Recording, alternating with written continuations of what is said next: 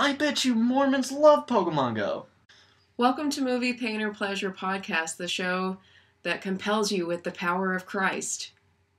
Hi, I'm one of your co-hosts, Melanie Gibson, and that tickle I had in my throat last week has turned into a full-blown cold, so excuse my voice and the coughing you're going to hear. And to soothe my poor throat and nasal passages, I'm going to have this itty-bitty bottle of Crown Royal. So while I glug this into my glass, which is also a Crown Royal glass, I'll let my illustrious co-host introduce himself. That's a big word for what I do. What do you do? Talk bull. Okay. My name is AJ Wall, and today's movie is going to heal Melanie's soul because it can't heal her throat. Aw. Yeah, so what movie are we talking about today? The Fighting Preacher. The Fighting Preacher, and in honor of that movie, I'm wearing a Venom fightwear shirt and some old taekwondo pants.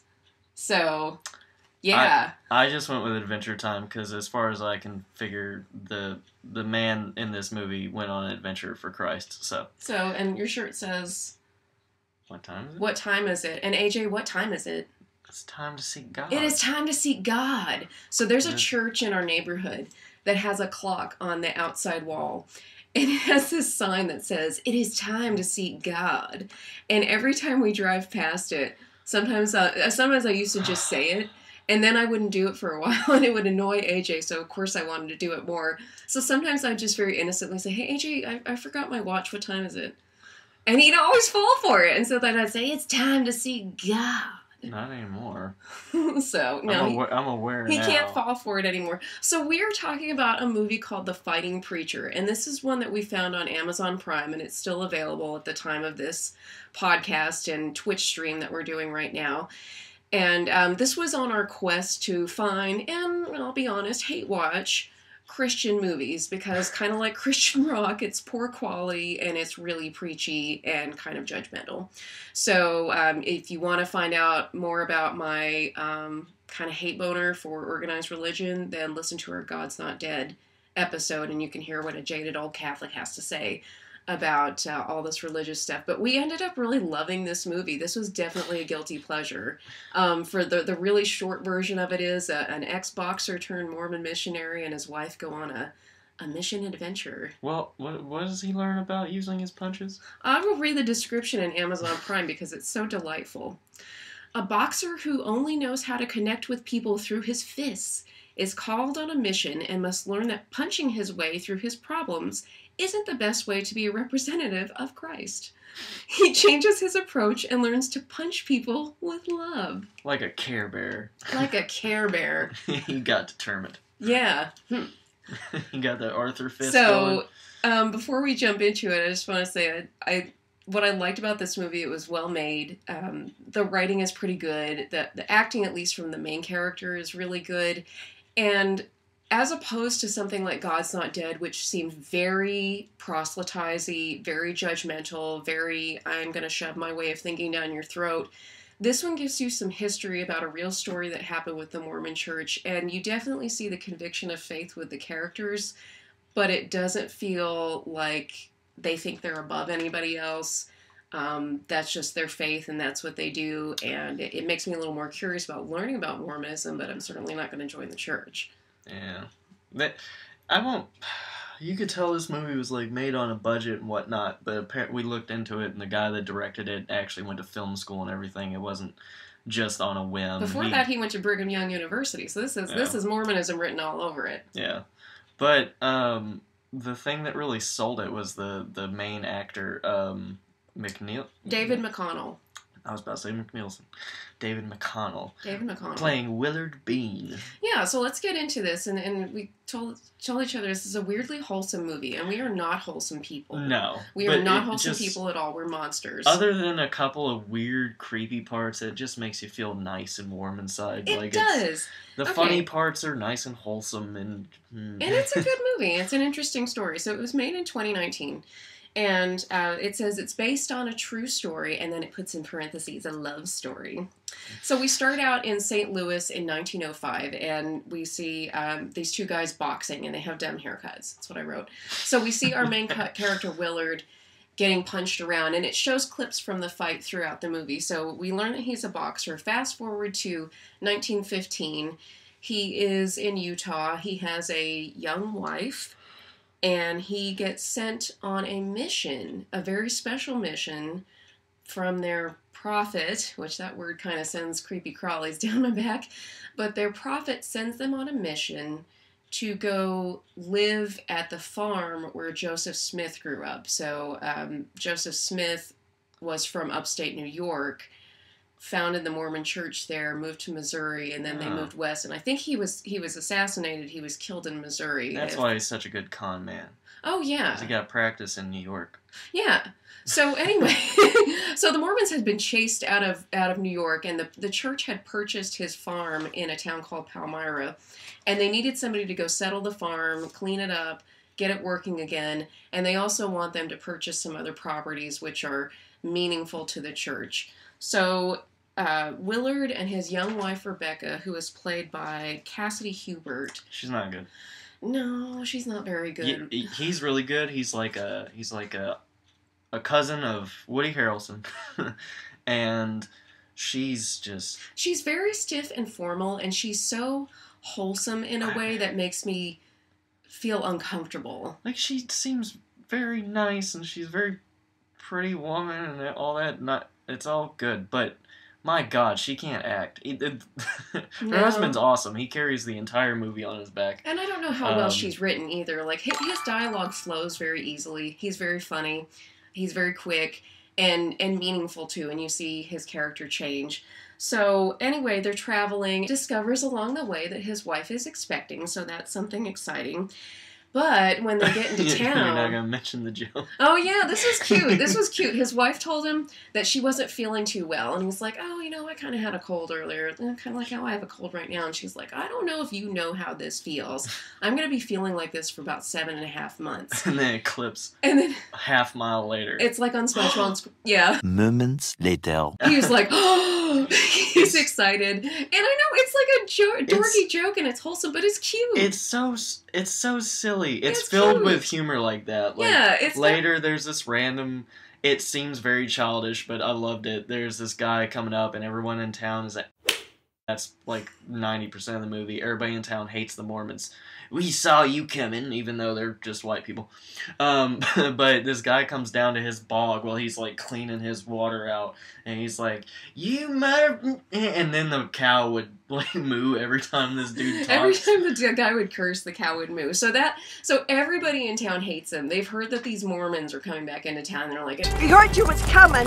I don't know why people in New York would sound like people in Texas. They sounded so country. But they sounded super country for upstate New York, which was weird. It could be country like Maine country, but that's not it. It's like down south country. So, yeah, they don't get a warm welcome into town, and so they go to the Joseph Smith house, and they settle in, and the first night they get there, some neighbors show up with shotguns. It is the feeling of all who live here that you are to leave Palmyra.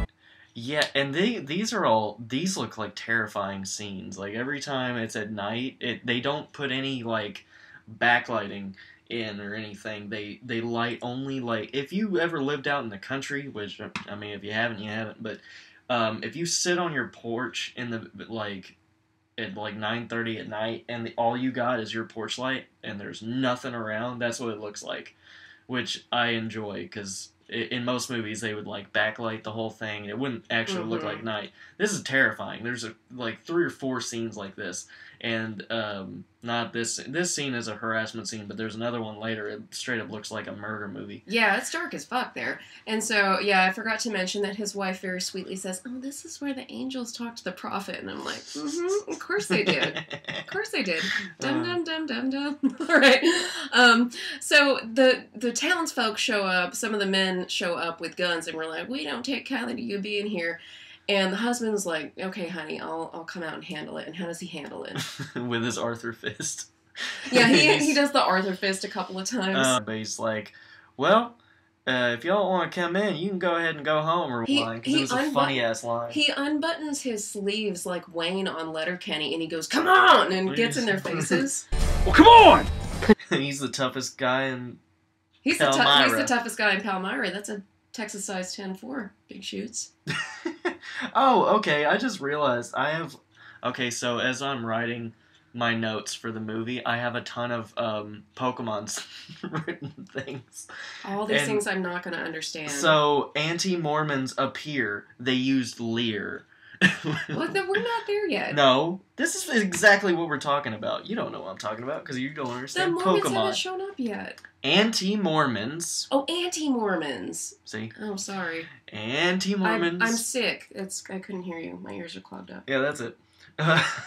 They use Lear, which in the Pokemon games you take turns using attacks, and Lear is just supposed to basically scare the other person, and maybe they miss their shot or whatever. Like when I'm about to shoot pool and you go like rah and make me flinch. And in response, Willard used Roar.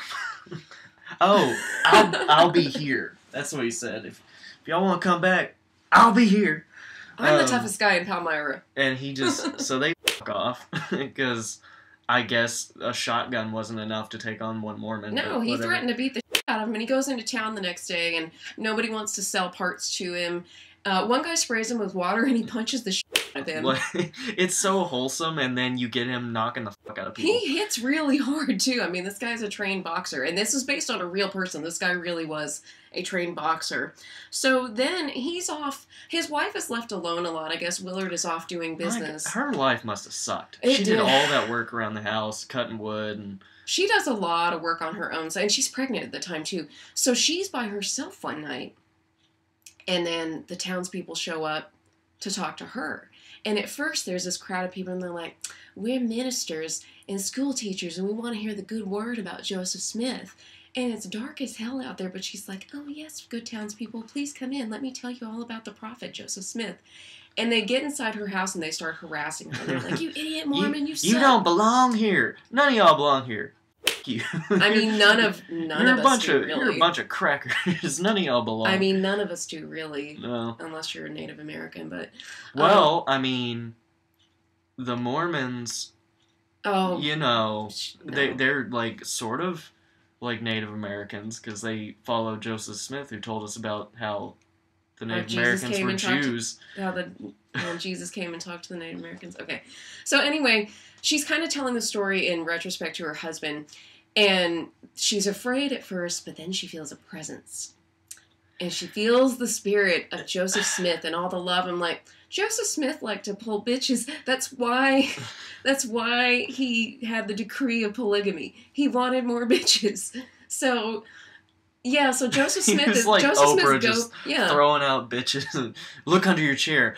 You got bitches. You got bitches. Yeah, so that was Joseph Smith's game. So his ghost is creeping all in, and he gives her a powerful feeling of love, and so everybody just stops, which is super creepy. And so they just stop and they kind of file out all humble and like, oh, sorry. And they sound like she says like two sentences. They're like, We're sorry for our behavior. They say that, but then they're mean to them for like 10 more years. After the townspeople harass Mrs. Bean, we get back to the charge that they really have is acquiring more property for the Mormon church. And for this one is where we meet never. Yeah, there's a hill called Cumorah Hill, and I don't know the history of what supposedly happened there. I think he found the golden plates on his farm. I say that with a lot of sarcasm. It looks like a really boring hill for a place where you find the plates of the prophet. I don't know, like the angel Moroni showed up or something. All the Mormon history I know comes from South Park and a book I read. So anyway, there's a hill called Cumorah Hill, and Willard approaches one of the owners to purchase it for the church, and this guy shows up with a shotgun and starts shooting at them. He's like, "Never! I'll never sell it to you! Never! What's your name? Never!" Yeah, so he calls him Never. Like Finn. Never! Never! This is going on, and they jump forwards in time a lot. In the meantime, they have a daughter, and they name her Palmyra after the town. Now, in real life, Willard and Rebecca had 4 boys, so they're diverting from the real story a Maybe little they bit. thought it would be easier to, like, explain, I don't know, like, the hardships of a girl at school instead of a boy or something. Maybe. So why don't you talk about... Yeah, because life isn't easy for Palmyra either, so they're just as mean to a Mormon child as they are to the adults. They nailed that little girl to the floor. Not literally. Okay, back up and explain. So While I drink my whiskey. I guess she gets old enough that she gets to go to school. It's first grade, and her mother takes her there, and the teacher is like stern or whatever, but she's not a total like bitch about it until the mom leaves. It's like, okay, go sit at your seat, and they show the desk that she has to sit at. It's the last desk in the room. It's turned against the wall instead of towards the teacher, and they nailed it to the floor. Like that, she keeps trying to move it, and like 2 scenes later, they pan down, and they show that they're like bent nails, like just slammed through the bottom of this desk. Yeah. Like that's how much they hate these Mormons. That's like, how much they hate Mormons. I mean, later one guy even explains like, we're just doing what we were raised to do. We were raised to hate. We're all learning. Yeah, man, we're all trying to get past our discriminations, except towards all those coloreds. Oh, you know? Okay, and he is saying a word that's from the past. That is not AJ's viewpoint on people of color. No. Speaking of that, let's talk about something the movie kind of tries to do, but I think they missed the point. So Mrs. Bean is out chopping wood, because once again her husband's off, I guess, trying to buy the hill for Mr. Never, or he's off preaching the good word of the Book of Mormon. I don't know. She's by herself doing chores. And a black man shows up. He's the only black person we've seen in town. And he offers to chop the wood for her. And she's like, oh, thank you so much. Let me go get you a piece of apple pie to thank you. And then she talks at him through the door, which is real awkward. Yeah, it's not really good filmmaking, because you can hear her like yelling through the set. And by the time she comes out with a piece of pie, the man is gone, and there's a huge pile of firewood, and this is like 15 seconds. And he was just like, I know what it's like to be discriminated against. So, yeah, he just shows up, he's like, I'm gonna lend a helping hand. I know what it's like to be hated, and I'm like, the Mormon Church didn't let black people in until 1978. Yeah, and maybe that was supposed to be, like, Jesus? Because they do this later. Well, yeah, we're about to get to that point. But yeah, like, the one time you use a black person is to make a point about a church that discriminated against black people. He's never to be seen again. No, we never see him again. So he makes a point that misses the mark. Like, they literally thought black people had the mark of Cain, so they wouldn't let them in the priesthood. Yeah, so, you know, she should have been like, hey, if you don't want to be discriminated against anymore, we'll make you white. No. No one will be able to tell the difference. Oh my god, okay, so let's move forward. So we kind of see how they're treated in town. And then there's a knock at the door. And Palmyra opens the door, and these 4 elders are here. And I just crack up laughing, because it reminds me of the Hello song in the musical The Book of Mormon, which I've seen twice. I've dragged AJ to see it once. I'm obsessed with that show. I love it. It's so freaking funny. I have the soundtrack. But it's a wonderful opening song, and these 4 dorks show up with their little glasses and their little ties. I wish they had bike helmets on, because that would make sense too. But they said, you know, we heard this is the house where Prophet Smith lived, and we want to see where he found the golden plates, and the angel appeared to him, blah, blah, blah. And so Palmyra takes them out to the sacred grove. And I think they were trying to, like, they're trying to be Mormon and show, like, traditional marriage standards, but also give this woman something to do to make it feel like more equal, and like they're really working together, her and her husband. Well, before we get to that, you had some kind of revelation. Wild Mormons appeared, another Pokemon reference. Yep.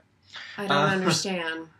So, in the middle of a game, if you walk through the grass, that's where you find Pokemon, and if you hit one, a battle will start, and it will say, wild Pokemon appeared, whatever kind of Pokemon. Okay. And I put, that's the Mormons, they appear at the door.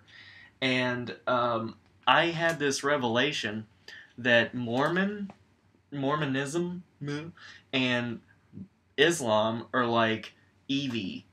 So Eevee? Eevee from Pokemon. What the fuck? So, why does this all have to do with Pokemon? I don't know, but it works. So in Pokemon, most millennials, I'm drinking all millennials would know this, but you don't. I'm not a millennial. So in Pokemon, there's this one specific Pokemon called Eevee that has, like, I don't know, probably by now it's like 10 different things it can turn into, but it can only turn into one of them. And you have to give it a special stone to turn into one of them. Like most Pokemon, they turn into something, and then they're done. I still don't see what this has to do with Muslims. I'll get there. Eevee, you pick which one you want them to turn into. So there was the Torah, and then the Bible, and then the Bible is Eevee, and Mormonism was where one Eevee went, and Islam is where the other Eevee went. So the Bible, Christianity, is Eevee. Okay. Don't try to explain more Pokemon to me. What if the Mormons showed up and they wanted to play Pokemon Go out in the Sacred Grove? I bet you Mormons love Pokemon Go.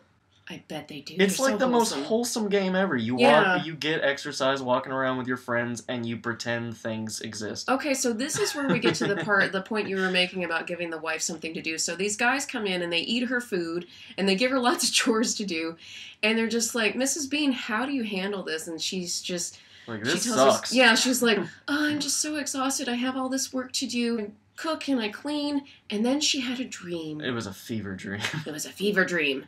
And she had a dream that a really hot young missionary guy showed up at her house.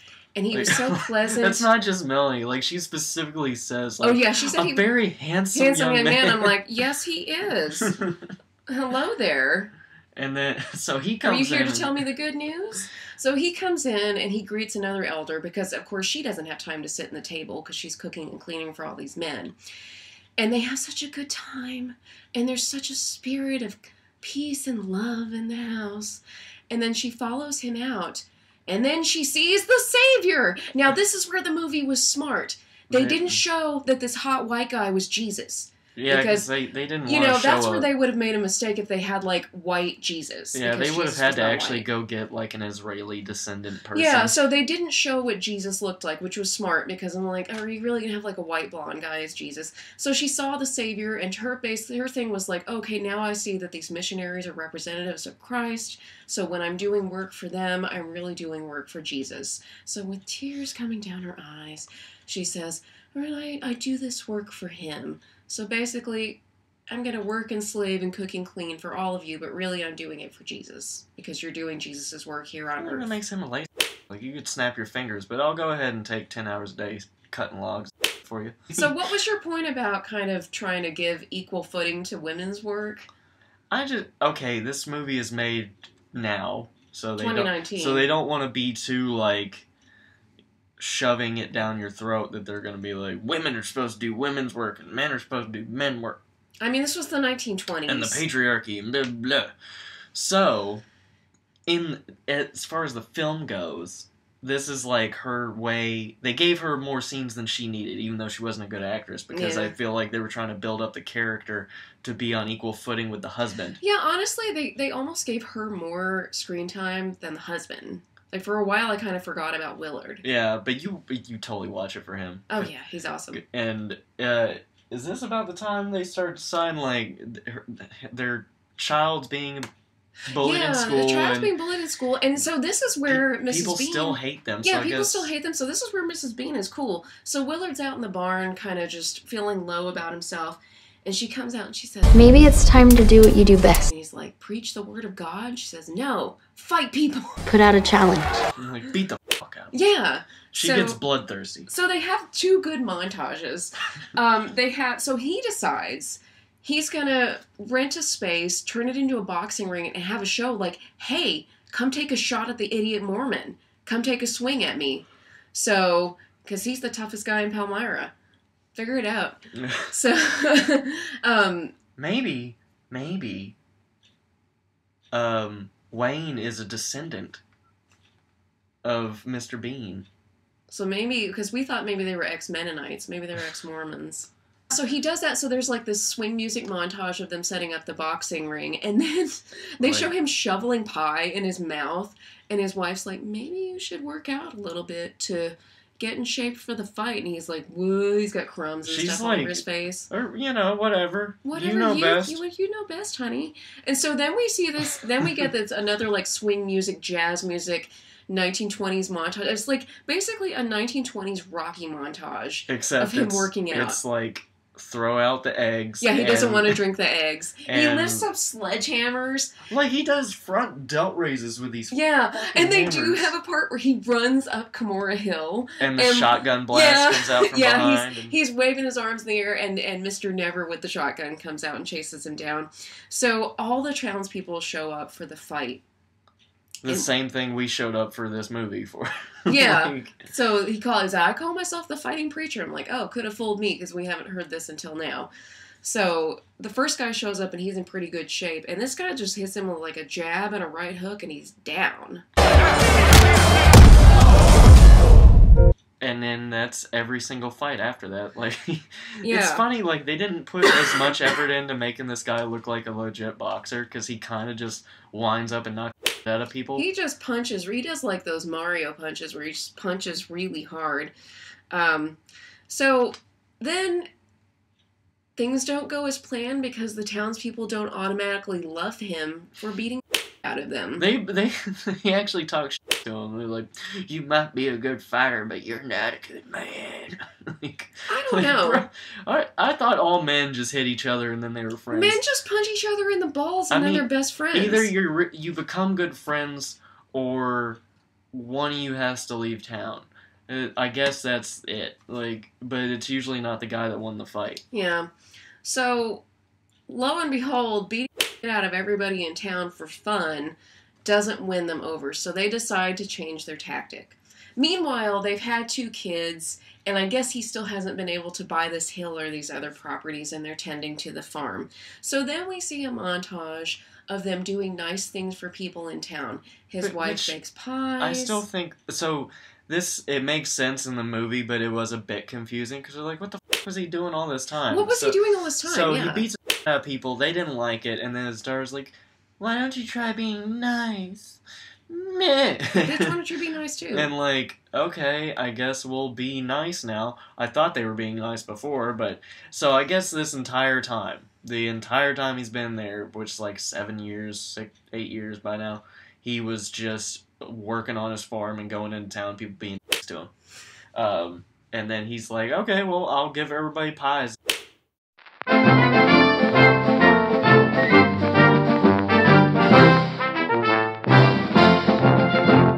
Pies and vegetables from the farm. Yeah, and like his wife starts going and being a nurse to the town whore and the old lady. People who are sick and living in squalor and we don't actually know, but she's made to look very much like, oh, this is like the town slut that got pregnant twice and now she's just out of it. So she goes and cares for sick people and brings them food. And he makes friends with the guy who had sprayed water on him and he punched him earlier. And so they're just talking. And some kind of dark stuff comes up because the guy just brings up, he's like, I thought all you Mormons were polygamists. He was almost like excited about it. He's like, I mean, maybe I'll join you if... like, you can get all kinds of bitches. Like, man, you can't get one bitch. Shut up. So, anyway. You don't need polygamy. Yeah, a bit of trivia about that guy later. So, he just asked him, he's like, are you a polygamist? And Willard says, no, but my father was. Just very matter of fact. Now, I don't know, we couldn't find information on his father, whether that was true or not. Well, the movie says one of 30 children of his father. Yeah. And then his bio said one of 10. 1 of 10. But it just said between his parents. With those 2 parents. So we don't know. Maybe. But then he tells a story and says Rebecca is his second wife. And he was married to a woman named Gussie before. And the way the movie tells it is that he was gone a lot. He was boxing and working and punching people and stuff. So she took first comer. Sancho crept in and was paying all kinds of attention. And so they divorced, which was very scandalous. This was 1908 when this really happened.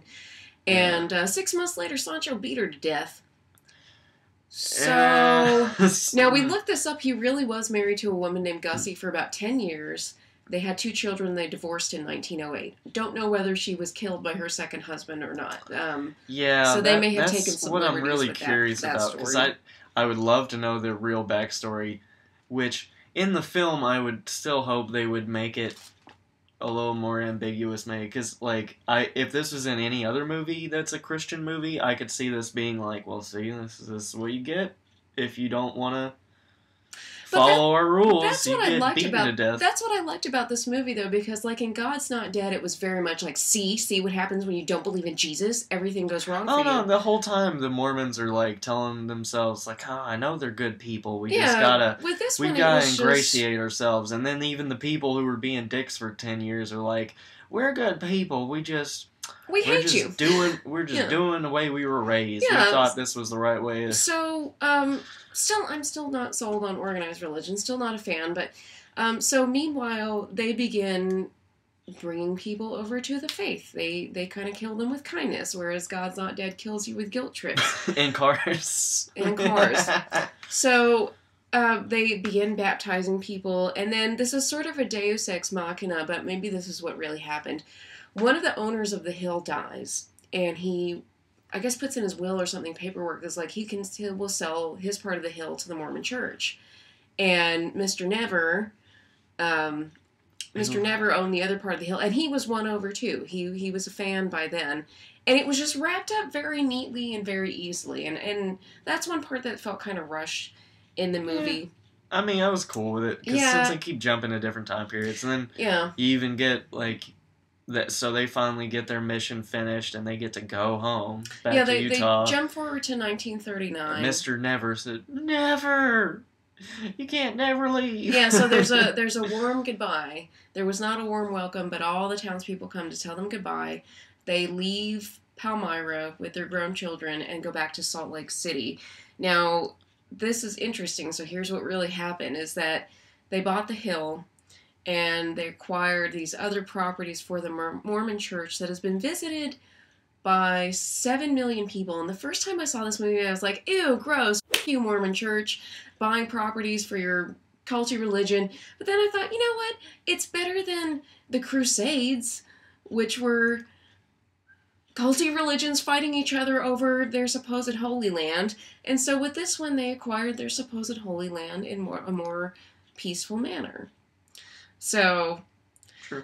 Yeah, so they acquired it in a more peaceful manner than even the if it was Crusades. just some bum hill in some hill in New York. So, whatever. So, when they leave, there are 3 branches of the Mormon Church in Palmyra. This is something that kind of weirds me out. Willard Bean holds the record for baptisms of the dead. He baptized 1,001 people post-mortem. Gross. Don't do that to me when I'm dead. Don't have the Mormon Church baptize me. So Willard holds a record of 18 fights. He had 8 wins, 3 draws, and 7 losses. He was declared middleweight champion of the world in 1905, but that was really before there were any official organizations ruling that. So we'll see. He died in 1949, and his wife lived until 1976. How much younger was this bitch? We should have looked at it. Yeah. It was a 24-year mission, which is the longest one to date, I guess, in Mormon history. That's a long time. I feel kind of sad that they told them to go back to Salt Lake City, because at that point, Palmyra was their home. Yeah, it was very... That part was ambiguous, too. I couldn't tell if they were, telling them, you have to come back now. You've done your work, now get your ass back home. Couldn't they have just stayed? Or if it was, they were saying, we can go back, so we're going back. Well, and it said that Willard served a 10-year mission in the town square or something from 1939 to his death in 1949. So they gave him a new mission to do. And so he had 6 or 7 of them. Yeah, he went to Mexico, he went to the southern states. So this is a real guy, and they had some interesting facts at the end of the movie. Now, am I sold on Mormonism? No. But I thought for a religious movie, it didn't proselytize. It told the story in a loving way. It was fun. It had some humor to it. And it didn't really paint people in a super bad or super good light. With God's Not Dead, you had the clear antagonist and clear protagonist. It's easier when you just have this one couple and that's it, and they're just kind of being their own people. Mm-hmm. They don't other than the scenes where the wife is the one that gets more proselytizing. Yeah, and she's very it's still preachy. not overbearing, so that's No. good. But it is more like in your face, like, this is like, oh, we really believe in the Joseph Smith thing. Yeah, golden plates and everything. Willard doesn't really even do that, and he's the preacher. Yeah, not really. No, he's just like, I just was showed up pretty to good. do work and be nice and punch people in the face when I don't feel like being nice anymore. He seemed he seemed legitimately like a guy that would hit you and then like be ready to like he'd laugh help you with back you. up. Yeah, you know, fist bump, good game, good fight, all that. So we have some recommendations. Now, we discovered when we rewatched this on Amazon Prime, there's another movie called Spirit of the Game, and it's about some Mormon missionaries who play with the Olympic basketball team in Australia. What the hell? What? So there are all these Mormon sports movies. That I don't know. I'd have to look it up. I'm like, the Olympic team of Australia, like, you had to go all the way to Australia. It looks like it's the 1920s or 1930s. Yeah. I mean, you got to convert everybody to the Mormon faith. You got to go all the way to You Australia. had to go all the way to Australia to be good enough to be on a team. So I have a couple of recommendations, and usually I'll recommend other movies, but this one's a little bit different. This is about the history of the Mormon Church, so I got 3 different media for you. So the first one is a South Park episode all about Mormons, Season 7, Episode 12. My second recommendation is the soundtrack to the Book of Mormon, which was by Trey Parker, Matt Stone, and Robert Lopez. Trey Parker and Matt Stone are the creators of South Park, and Robert Lopez wrote the music for Frozen. It's a very good musical. It's very funny. Also, if you want the real story, I recommend the book Under the Banner of Heaven by John Krakauer, and the subtitle is A Story of Violent Faith. So those are my 3. Now I'm just picturing Elsa singing God right in his ass or whatever. Yes, that was from Hasadiga Iboai. Yeah. Hasadiga Iboai. Yeah. Now we're going to sing the Book of Mormon songs. In the style of Disney. Yeah, it's awesome. Book of Mormon is amazing. Look it up on YouTube. So, do you have any recommendations? I don't have any representation of my recommendations, but since this whole month we're doing like Christian movies and faith and whatnot, there's this.